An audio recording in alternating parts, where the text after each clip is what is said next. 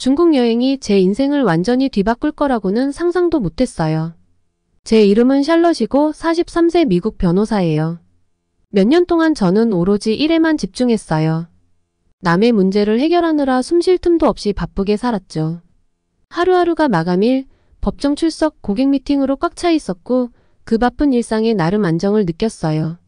하지만 마음 한구석엔 항상 무언가가 부족하다는 생각이 들었죠. 뭔가 더 큰 것을 원했지만 정확히 뭘 원하는지는 몰랐어요. 그때 제 동료인 독일 출신의 소피가 잠깐 쉬면서 동아시아 여행을 가보자고 제안했어요. 소피는 항상 모험을 즐기는 사람이었어요. 새로운 문화를 탐험하고 방문하는 도시마다 숨겨진 보물을 찾는 걸 좋아하는 사람이었죠. 그녀가 들려주는 고대거리에서 길을 잃거나 이국적인 음식을 맛본 이야기들은 항상 저에게 흥미로웠어요. 그래서 그녀가 중국을 언급했을 때 제 마음이 설렜어요. 중국은 항상 저에게 신비로운 곳이었어요. 그들의 긴 역사, 강력한 왕조, 세계에 미치는 영향은 저를 매료시켰어요.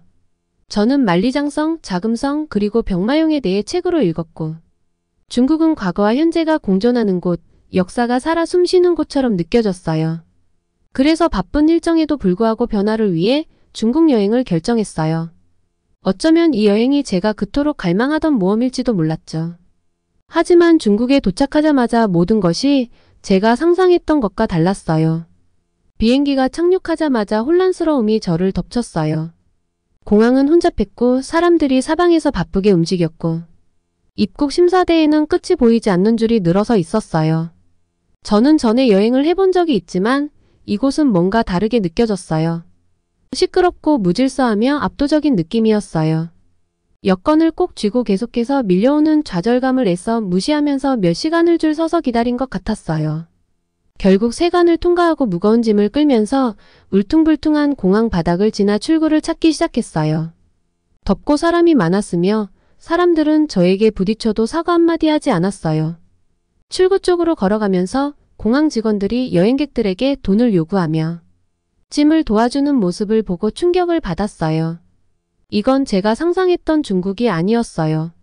가슴이 답답해지고 좌절감과 실망이 뒤섞인 감정이 치밀어 올랐어요.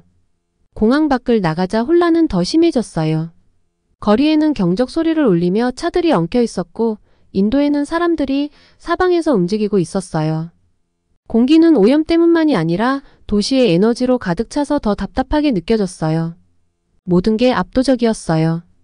저는 중국을 아름다움과 역사로 가득한 곳으로 상상했지만 제 눈앞에 보이는 건 혼란뿐이었어요. 중국에서의 둘째 날 상황은 더 악화됐어요. 시장을 둘러보던 중에 제 가방을 도둑 맞았거든요. 가방이 없어졌다는 걸 깨닫는 순간 심장이 철렁했어요. 도둑을 쫓아가려고 했지만 그들은 순식간에 사람들 속으로 사라졌어요. 경찰에 신고했지만 경찰서에 도착했을 때 그들은 별일 아니라는 듯 무심하게 넘겨버렸어요. 정말 속수무책이었어요. 제가 그렇게 오랫동안 동경해온 이곳에서 이런 일이 일어나다니 너무 당황스러웠죠. 그 후로도 매일 새로운 어려움이 닥쳤어요. 저는 여기에 어울리지 않는다는 느낌을 지울 수 없었어요. 문화, 언어, 생활 방식이 모두 낯설게 느껴졌고 그 낯설음은 저를 더욱 고립된 기분이 들게 했어요. 중국에서 모험과 경이로움을 찾으리라 기대했지만 혼란과 실망만 남았어요. 제가 상상했던 이미지와 실제로 마주한 현실은 너무나 달랐죠. 부패와 더러운 거리, 사람들의 무관심이 제가 그리던 모습과는 너무나도 달랐어요. 시간이 지날수록 이곳에 온 것이 실수였을까 하는 생각이 들기 시작했어요. 집에서 느꼈던 질서와 친절함이 그리웠어요. 모든 게 말이 통하고 안전하고 편안함을 느낄 수 있는 곳이 그리워졌어요. 하지만 중국은 그런 곳이 아니었어요. 저는 이해할 수 없는 세상에 갇힌 기분이었어요. 그때 예상치 못한 일이 벌어졌어요. 미국에 있는 사무실에서 이메일이 온 거예요. 한국 서울에서 중요한 회의가 잡혔고 가능한 빨리 와달라는 요청이었어요. 처음엔 망설였어요. 중국을 이렇게 빨리 떠날 계획은 없었지만 지금 상황에서 벗어날 기회라는 생각에 솔깃했어요. 뭔가 새로운 변화가 필요했거든요. 어쩌면 한국이 그 기회를 줄지도 몰랐어요. 많이 고민하지 않고 곧바로 서울행 비행기를 예약했어요. 한국에서 무엇을 기대해야 할지 전혀 몰랐지만 지금 이 상황보다는 나을 거라는 생각이 들었어요. 한국이 다를 거라고 믿고 싶었고, 중국에서 찾지 못한 모험을 한국에서는 찾을 수 있을지도 모른다는 기대감이 있었어요. 비행기가 이륙할 때 창밖을 보며 점점 멀어지는 도시를 바라봤어요. 왠지 모를 안도감이 느껴졌어요. 한국에서 저를 기다리고 있을 것이 무엇이든 저는 새로운 시작을 할 준비가 되어 있었어요. 여행은 아직 끝나지 않았고 어쩌면 이번 새로운 장이 제가 기다려왔던 바로 그 장일지도 모르겠네요. 인천국제공항에 발을 딛는 순간 마치 나쁜 꿈에서 깨어난 기분이었어요. 모든 것이 너무나도 깨끗하고 정돈되어 있었죠. 바닥은 금방이라도 광을 낸 것처럼 반짝였고 표지판은 한글과 완벽한 영어로 명확하게 적혀 있었어요. 중국에서 경험한 혼란스러운 공항과는 완전히 다른 모습이었죠. 터미널을 걸으며 어깨에 가득했던 긴장이 서서히 풀리기 시작했고 며칠 만에 처음으로 깊은 숨을 내쉬며 안도감을 느꼈어요. 한국 공항 직원들은 친절한 미소로 저를 맞이했어요. 어디를 가든지 효율적이고 질서 있는 모습이 인상 깊었죠. 짐은 신속하게 컨베이어 벨트에 나왔고 저는 순식간에 공항을 나설 준비가 되었어요. 출구를 지나면서 이게 바로 잘 정돈된 사회라는 거구나라고 생각했어요. 이렇게 차분하고 모든 것이 제자리에 있는 듯한 느낌이 얼마나 그리웠는지 몰랐어요. 서울 도심에 있는 호텔에 도착하자마자 저는 도시를 둘러보기로 결심했어요. 서울의 활기찬 거리들, 현대적인 고층 빌딩과 전통시장이 어우러진 모습을 많이 들어봤거든요. 이곳에서 머리를 식히기에 더할 나위 없는 기회라고 생각했어요. 체크인을 마치고 짐을 풀고 나서 바로 밖으로 나갔어요. 거리는 북적였지만 중국에서 느꼈던 혼란스러움과는 달랐어요. 여기서 느껴지는 에너지는 환영받는 듯한 기분이었고 혼잡함이 아니라 활기가 느껴졌죠. 상점과 식당의 불빛이 인도를 밝히고 있었고 저는 그 도심의 맥박에 이끌려 자연스레 걷기 시작했어요. 얼마 지나지 않아 두 건물 사이에 아담한 카페가 눈에 들어왔어요. 창문에 따뜻한 불빛이 새어나오고 있었고 현지 사람들이 들락날락하는 모습이 참 아늑해 보였어요. 여기라면 잠시 앉아 일을 정리하기에 좋은 장소일 것 같았어요. 다음날 검토해야 할 법률 서류가 몇 개 있었거든요. 커피를 주문하고 창가에 자리를 잡았어요. 바깥의 바쁜 거리를 보면서 일을 하기 딱 좋은 자리였어요. 일에 몰두하다 보니 시간이 어떻게 흘렀는지 모를 정도였어요. 카페의 분위기는 참 편안했고 사람들의 대화 소리와 간 내린 커피의 향이 공기를 가득 채우고 있었죠. 몇 시간이 지나 시간을 확인했을 때 이미 꽤 늦은 시간이었어요. 서둘러 짐을 챙기고 호텔로 돌아가 내일을 준비하려고 카페를 나섰어요. 활기찬 거리를 걷는 동안 시원한 저녁 바람이 제 얼굴을 스쳤고 그 순간 이상한 느낌이 들었어요. 뭔가 잘못된 것 같았어요. 본능적으로 노트북 가방을 찾았지만 그 가방이 없었어요. 갑자기 중국 시장에서 제 가방을 도둑 맞았던 기억이 떠올랐어요. 심장이 뛰기 시작하고 또다시 익숙한 공포가 밀려왔어요. 또 이런 일이 벌어지다니. 노트북을 카페에 두고 온 걸 깨달은 거예요. 두려움이 저를 덮쳤어요. 노트북이 아직 거기 있을까요? 아니면 이미 사라져서 다시는 찾을 수 없는 걸까요? 중국에서 물건을 잃어버린 기억이 떠오르면서 그때 느꼈던 무력감이 다시 찾아왔어요. 제 노트북에는 중요한 법률 문서와 개인 파일이 모두 들어 있었어요. 그걸 잃어버릴 생각만 해도 끔찍했어요. 다시 카페로 향하는 동안 사람들 사이를 헤치며 최대한 빠르게 발걸음을 옮겼어요. 카페에 도착했을 때는 숨이 턱까지 차오르고 최악의 상황만 떠올리고 있었어요. 하지만 제가 마주한 건 전혀 예상치 못한 모습이었어요. 카페에 들어서자마자 직원들이 저를 알아봤어요. 카운터 뒤에 있던 젊은 여성이 미소를 지으며 완벽한 영어로 말했어요. 이거 두고 가셨어요. 그녀는 제가 잃어버린 노트북을 손에 들고 있었어요. 마치 제 손을 떠난 적도 없던 것처럼 말이죠. 저는 순간 할 말을 잃었어요. 실망할 준비를 하고 또 다른 상실을 예상하고 있었지만 대신 친절과 정직함이 저를 맞이했어요. 안도감이 밀려왔어요. 하지만 단순한 안도감 그 이상이었어요. 저는 그 순간 경외감을 느꼈어요. 어떻게 이곳이 이렇게 다를 수 있죠? 중국에서는 무언가 잃어버리면 되찾는 건 불가능하다고 느꼈었는데 여기 한국에서는 제 물건이 안전하게 보관되어 있었고 직원들은 아무렇지도 않게 그것을 돌려줬어요. 노트북을 가슴에 안고 카페를 나서면서 잠시 멈춰 서서 밤하늘을 바라봤어요. 도시의 불빛들이 주변을 밝히고 있었어요. 아주 단순한 순간이었지만 저에게는 그 순간이 엄청난 의미로 다가왔어요. 이건 단순히 노트북에 관한 이야기가 아니었어요. 신뢰와 안전에 대한 제 믿음이 다시 회복되었다는 느낌이었어요. 한국은 단순히 제 여행 일정 중 한 나라가 아니었어요. 뭔가 달랐어요. 이곳 문화에는 뭔가 특별한 것이 있었어요. 일상생활 곳곳에 배어있는 무언가. 여기서는 정직함이 중요했고 사람들은 서로를, 심지어 저처럼 낯선 사람까지도 돌봐줬어요. 몇 주 만에 처음으로 저는 안전하다는 느낌을 받았어요. 신체적으로만이 아니라 감정적으로도 말이죠. 중국을 떠난 이후로 제 안에 쌓였던 불안과 좌절이 서서히 사라지고 그 자리를 조용한 평화가 채우기 시작했어요. 거리에서 세상을 바라보며 저는 이 순간이 모든 것이 달라진 순간임을 알았어요. 한국, 특히 서울은 사람들의 선의에 대한 믿음을 다시 세워주는 곳이었어요. 그리고 오랜만에 저는 제가 그토록 찾아 헤매던 것을 결국 찾았다는 느낌이 들었어요. 며칠이 지나면서 저는 한국 생활의 리듬에 자연스럽게 적응하게 되었어요. 처음엔 마지못해 떠난 출장으로 시작된 이 여행이 시간이 지나면서 더 깊은 의미로 다가왔어요. 서울은 단순히 제 여행의 또 다른 목적지가 아니라 전에 가본 어느 도시와도 다른 독특한 에너지로 가득 찬 곳이었어요. 이 도시는 살아 숨쉬고 끊임없이 앞으로 나아가는 느낌이었죠. 분주한 거리와 현대적인 건축물, 그리고 완벽한 타이밍에 맞춰 바뀌는 신호등까지. 도시의 모든 요소가 조화롭게 움직이는 듯 했어요. 특히 지하철 시스템이 저에게 큰 인상을 남겼어요. 매끈하고 현대적이며 효율적인 시스템이었죠. 티켓 구매도 스마트폰 앱으로 간단하게 해결할 수 있었어요. 강력은 깨끗했고 기차는 정확한 시간에 운행되었으며 전반적인 경험은 마치 미래를 미리 체험하는 듯 했어요. 사람들은 쉽게 지하철을 타고 내리며 목적지를 향해 움직였고 저는 그 편안함과 효율성에 놀랐어요. 중국에서 매번 혼란과 싸우는 듯한 경험과는 완전히 달랐죠. 한국에서는 사람들이 목적을 가지고 움직이지만 동시에 서로를 배려하며 움직였어요. 북적거리는 지하철 플랫폼에서도 사람들은 자연스럽게 공간을 나누고 서로에게 자리를 양보했어요. 통근자들 사이에는 말하지 않아도 통하는 배려심이 느껴졌고 덕분에 도시 속의 이동이 마치 평화로운 경험처럼 느껴졌어요.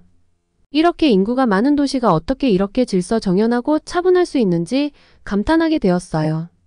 하지만 저를 가장 매료시켰던 것은 일상 속에 자연스럽게 스며든 기술이었어요. 거의 모든 것을 휴대폰으로 해결할 수 있었어요. 예약을 하거나 음식을 주문하거나 심지어 법률 시스템도 앱을 통해 이용할 수 있었죠. 미국에서는 긴 대기줄에 서거나 관료적인 지연을 감수해야 하는 게 익숙했지만 한국의 효율성은 신선한 바람처럼 느껴졌어요. 모든 것이 제때 제대로 작동했고 그 과정도 빠르고 간편했어요. 한국 사회를 깊이 탐구할수록 기술적인 진보만이 아니란 걸 깨닫게 되었어요. 단순히 최신 기기나 초고속 인터넷의 문제가 아니었죠. 이곳에는 책임감이란 문화적 가치가 깊이 자리 잡고 있었어요. 사람들은 서로를 배려하고 있었어요. 지하철에서 젊은 사람들이 노약자에게 기꺼이 자리를 양보하는 모습, 상점에서 단순한 거래 이상의 친절함을 보이는 모습, 그리고 거리에서 공유 공간을 깨끗하게 유지하려는 존중이 그 예였죠. 한국의 진보는 단지 기술 혁신에 그치지 않았어요. 그것은 마음가짐의 혁신이었어요. 개인뿐만 아니라 모두를 위한 사회를 만들기 위한 책임감이 그 근본에 있었어요. 이곳에서는 전통과 발전이 자연스럽게 조화를 이루고 있었어요. 미국에서는 종종 구식 시스템과 관료주의에 얽매여 비효율적인 모습을 볼 때가 많았죠. 하지만 한국에서는 그런 구체적인 진보가 실현된 현실로 느껴졌어요. 어느 저녁 서울 거리를 걷다가 전통과 현대가 함께 어우러지는 모습을 보고 감탄했어요. 현대적인 고층 건물 옆에는 고대 사찰이 있고 네온 사인이 반짝이는 전통시장이 있었으며 젊은이들이 한복을 입은 어르신들과 어깨를 나란히 지나가는 모습이 보였어요. 이는 한국이 진보를 위해 과거를 버리지 않았음을 상기시키는 아름다운 대비였죠. 오히려 한국은 역사를 존중하면서 미래를 향해 나아가는 방법을 찾아낸 것 같았어요. 그날 밤 호텔방에서 반짝이는 스카이라인을 바라보고 있는데 제 휴대폰이 울렸어요. 독일에서 온 제 동료 소피였어요. 그녀는 저와 함께 중국 여행을 했었지만 지금은 집으로 돌아갔어요. 그녀의 목소리는 따뜻하고 익숙했어요. 한국에서 잘 지내? 그녀가 약간 호기심 어린 목소리로 물었어요. 저는 미소를 지으며 여전히 도시의 불빛을 바라보고 있었어요. 정말 놀라워. 중국과는 완전히 다르지. 이런 곳은 처음이야. 내 목소리가 달라졌어. 소피는 부드럽게 말했어요. 좀 가벼워진 것 같아. 저는 잠시 생각에 잠겼어요. 그녀의 말이 맞았어요. 저도 달라진 기분이었거든요. 이곳에 있으면서 제가 알지 못했던 무거운 짐이 내려간 느낌이었어요. 단순히 안전함이나 효율성 때문이 아니라 이곳은 사람들의 복지를 진정으로 신경 쓰는 사회였어요. 정말 달라졌어. 저는 조용히 말했어요. 이곳이 그래. 한국. 정말 대단해. 모든 게 질서정연하고 미래지향적이야. 그런데 단순히 기술 때문이 아니야. 사람들이 정말 친절하고 공동체 의식이 있어. 소피는 부드럽게 웃었어요. 내가 한국을 사랑하게 될 줄 알았어. 저는 그녀의 말을 곱씹으며 뒤로 기대었어요. 그녀가 이 여행을 제안했던 것이 옳았다는 생각이 들었어요. 중국에서의 힘든 시작이 오히려 한국에서의 경험을 더 깊고 의미 있게 만들었어요. 이곳은 단순히 출장을 위한 장소가 아니었어요. 이곳은 제가 세상을, 진보를, 그리고 제 자신을 바라보는 방식을 변화시키고 있었어요. 전화를 끊고 저는 호텔 방의 고요함 속에서 창문 너머로 들려오는 도시의 소리에 귀를 기울였어요. 서울의 에너지와 전통과 혁신의 균형이 모두 자연스럽게 느껴졌어요. 오랜만에 저는 제 자신이 더 큰 무언가의 일부가 된 것 같았어요. 저는 배우고 성장하고 그리고 예상치 못한 방식으로 영감을 받고 있었어요. 그 순간 이 여행이 단순히 바쁜 일상에서 벗어나기 위한 것이 아니라는 걸 깨달았어요. 이건 전환점이었어요. 혼란 속에서 시작된 여행이 이제 새로운 발견, 가능성, 그리고 소속감을 향해 저를 이끌고 있었어요. 중국으로 돌아간다는 생각만으로도 가슴이 먹먹했어요. 서울은 단순히 출장 중 들른 또 하나의 목적지가 아니었어요. 오히려 제가 평생 찾아 헤매던 집 같았어요. 이 도시는 매일 저에게 소속감을 안겨주었고 그동안 느껴보지 못한 따뜻함을 전해줬어요. 사람들의 따뜻함, 체계적인 시스템, 그리고 삶의 편안함이 저를 포근하게 감싸며 이곳을 떠나야 한다는 생각조차도 견딜 수 없게 만들었어요. 이제 더 이상 이 나라가 저에게 주는 끌림을 부정할 수 없었어요. 체류를 연장하기로 한 결정은 어렵지 않았어요. 아니, 오히려 당연한 선택이었죠. 한국이라는 나라가 매 순간 저를 놀라게 했기에 더 알고 싶었어요. 빠른 발전과 기술 혁신 속에서도 굳건히 자리 잡은 전통을 이해하고 싶었어요. 한국이 과거를 붙잡고 있으면서도 미래로 힘차게 나아가는 그 모습이 무척이나 매력적으로 느껴졌어요. 그 후 몇 주 동안 저는 서울의 삶 속에 더 깊이 빠져들었어요. 좁은 골목을 따라 전통시장을 거닐며 길거리, 음식 냄새와 활기찬 대화 소리가 어우러진 분위기에 몸을 맡겼어요. 고궁을 방문하면 그곳의 고요한 역사가 현대적인 고층 건물들과 묘하게 대조되며 저를 사로잡았어요. 고대와 현대가 공존하는 이 아름다운 조화는 말로 표현하기 어려운 매력을 지니고 있었어요. 서울에서 더 오래 머물수록 마음이 평온해졌어요. 한국은 제게 숨 쉴 수 있는 공간이 되어주었고 경력의 압박과 현대 생활의 요구들이 균형 잡힌 이곳 앞에서는 모두 녹아내리는 듯했어요. 서두를 필요도 없었고 미국에서처럼 정신없이 바쁜 속도에 자신을 맞추려고 애쓸 필요도 없었어요. 대신 저는 속도를 늦추고 작은 순간의 아름다움을 즐길 수 있었죠. 상인의 미소, 지하철의 조용한 소리, 계절이 변해가는 선명한 색채들이 저를 감동시켰어요. 이 출장을 처음 제안한 친구 소피는 제 결정을 이해하는 듯했어요. 우리가 통화할 때 그녀는 제 목소리에서 변화를 느낄 수 있었고 제게 깃든 평온함을 알아챘어요. 우리는 그녀가 곧 한국으로 여행을 올지도 모른다고 농담을 했어요. 그녀는 이곳이 저에게 미친 것처럼 자신에게도 변화를 줄 수 있을지 궁금해했죠. 이 마법을 내가 직접 경험해봐야겠네. 그녀는 웃으며 말했지만 그 안에 진심이 담겨 있었어요.